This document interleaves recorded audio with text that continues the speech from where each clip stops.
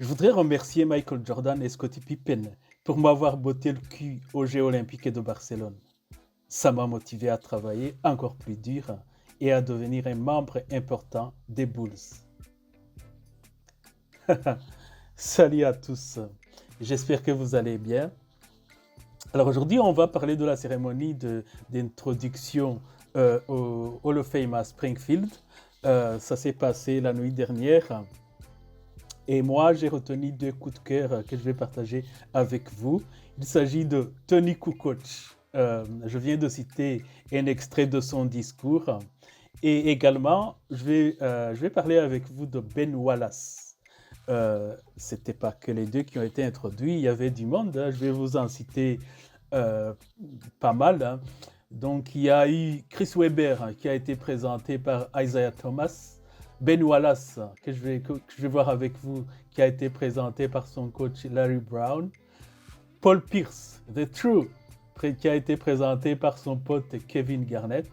Chris Bosh, qui a été présenté par Ray Allen et Pat Riley.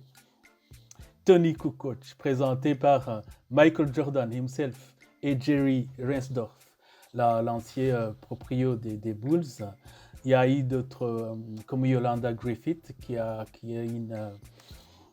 une joueuse très connue dans la WNBA et dans Team USA pour les femmes.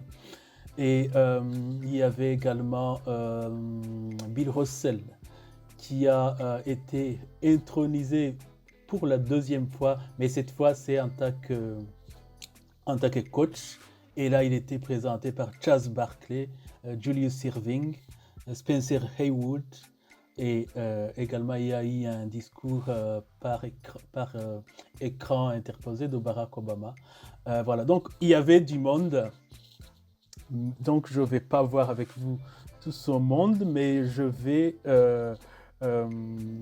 essayer d'approfondir les raisons pour lesquelles mes deux coups de cœur ont été introduits au Hall of Fame. Alors, Tony Kukoc.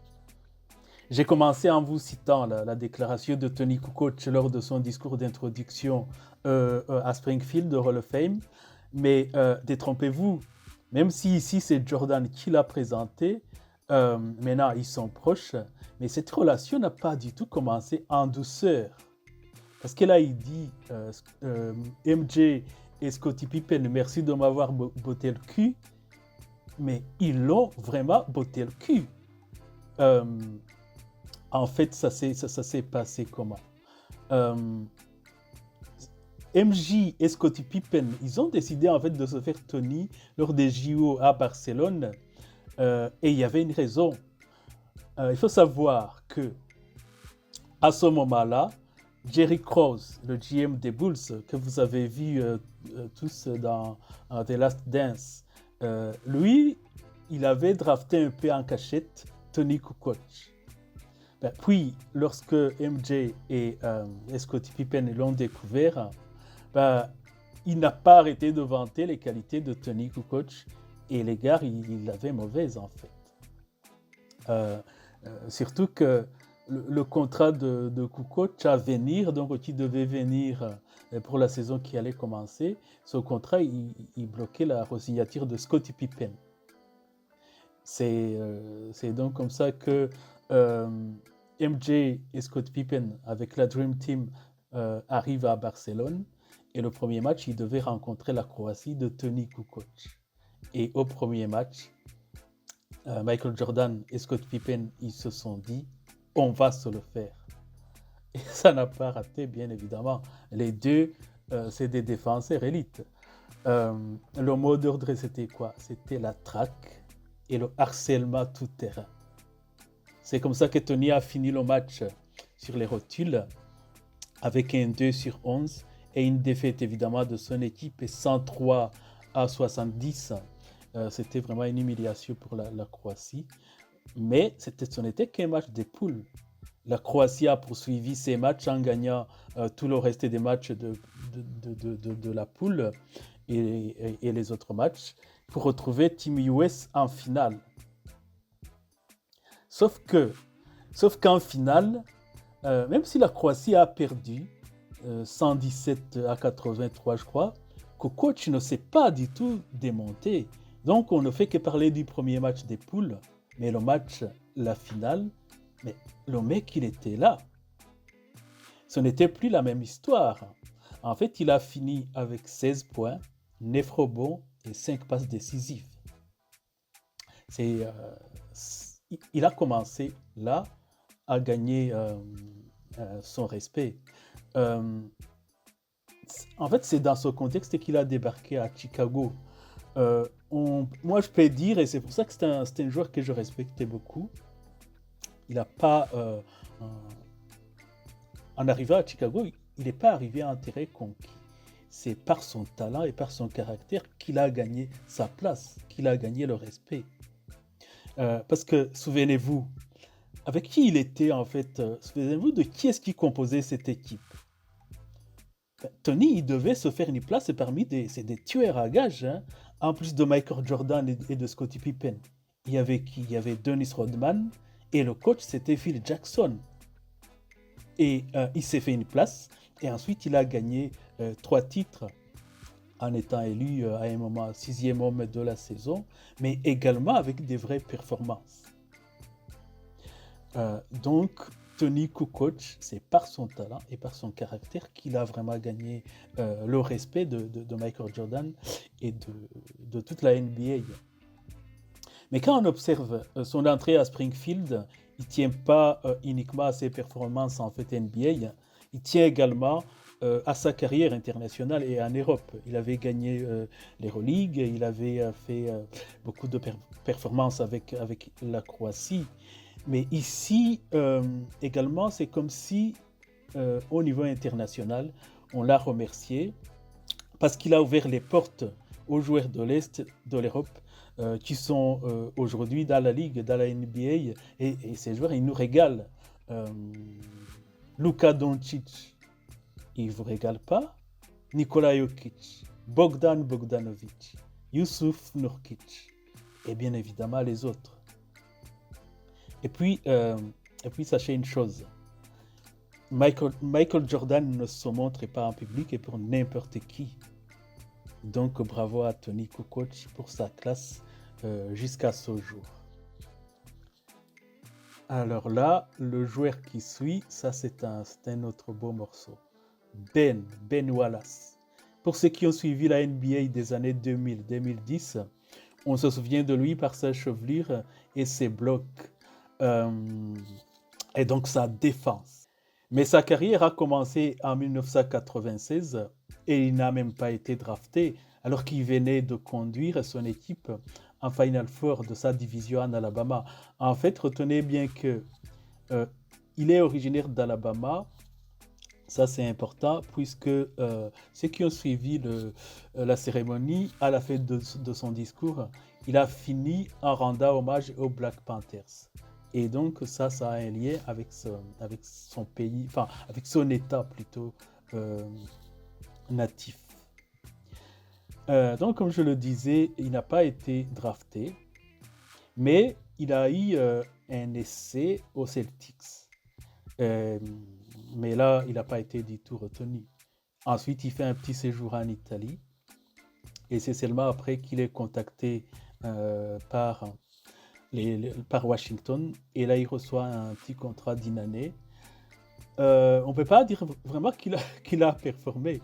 Il a joué 5 minutes de moyenne durant toute la saison. Et donc, c'était pas top. Et puis, il a été tradé au Magic. Et là, il a commencé à sortir du bois car il jouait toute la saison avec... donc, il a joué 25 minutes de moyenne. Il a quand même commencé à montrer ses capacités en défense parce que là, il faisait 8 rebonds et 2 blocs. Pour quelqu'un qui joue 25 minutes de moyenne, il commence déjà à montrer quelque chose. Au Magic, il n'est pas resté longtemps puisque l'arrivée de Grant Hill, donc la saison suivante, il a chamboulé l'équipe et Ben Wallace, il est immédiatement envoyé aux Pistons. Ça a été un trade et immédiatement on a vu que l'équipe, les Pistons et cette région donc de Detroit ça correspondait en fait à son ADN. Et c'est là que la majorité d'entre nous, évidemment, nous l'avons découvert. Il y a joué de 2001 à 2006 pour la première partie de sa carrière à Pistons, parce qu'il est parti et puis il est revenu.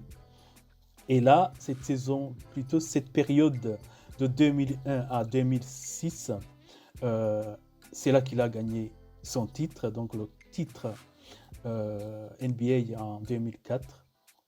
Là, il a été 4 fois de suite DPOY, donc défenseur de l'année. Mais pas que, en fait, il avait eu des matchs très très mémorables, des dates qui ont marqué la NBA. Et chaque fois qu'il a été élu DPOY, c'était des votes quasiment à l'unanimité en fait.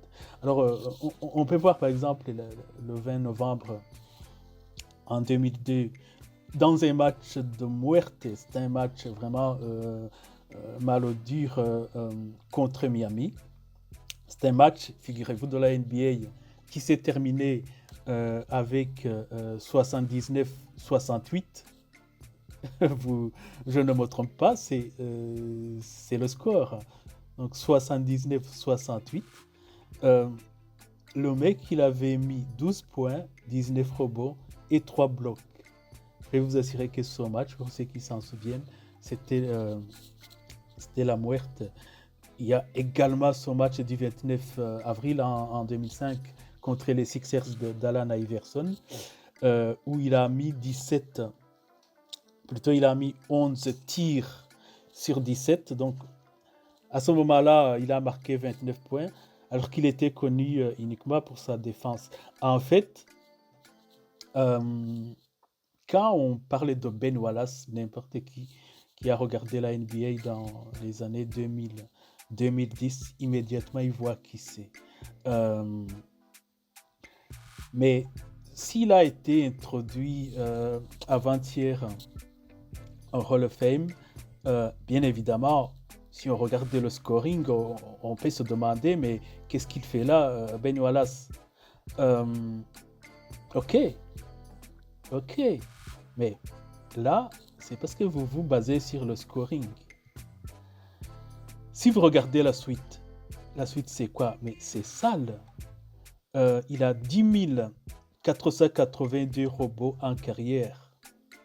Et le mec, il est 28e all-time. 28e all-time. Ça vous situe la défense du gars. Et, au niveau, et là, c'est les robots en général. Mais là où ça devient corsé, c'est au niveau des robots offensifs. Il est 13e all-time. Ça veut dire que depuis la naissance de la NBA, en termes de robots offensifs, Ben Wallace, il est 13e. Ça vous situe le mec. Hein? Et ça ne s'arrête pas là. Au niveau des interceptions, ce qu'on appelle les steals, pour toute sa carrière, il a terminé à 2137 et il est 11e all-time. Et là, il est devant des joueurs que vous avez vus spectaculaires en contre comme Kevin Garnett, Moses Malone. Le mec, il est devant. En fait, pour résumer, la présence de Ben Wallace à Springfield de Hall of Fame, c'est surtout son titre de 2004 où il a été omniprésent. Il a éteint pas mal de joueurs. Les Lakers, ils s'en souviennent. Il a été 4 fois défenseur de l'année et 4 fois All-Star. Et moi, la conclusion et également la modestie de son discours à Springfield, je dis que c'est largement mérité. On peut voir sa coiffure, en fait, c'est un type très modeste et c'est un type qui est très timide. Et ça, c'est en dehors du terrain. Mais sur le parquet, il a vraiment prouvé. Sur le parquet, bref, sa présence au Hall of Fame, moi, ça m'a fait plaisir. Bravo, Ben. Voilà ce que je voulais partager avec vous concernant mes 2 coups de cœur de la soirée du Hall of Fame. Toni Kukoc, la classe Ben Wallace, le guerrier. Et donc si vous aimez, si vous avez aimé le sujet, n'hésitez pas à liker, à partager et à vous abonner. À très vite.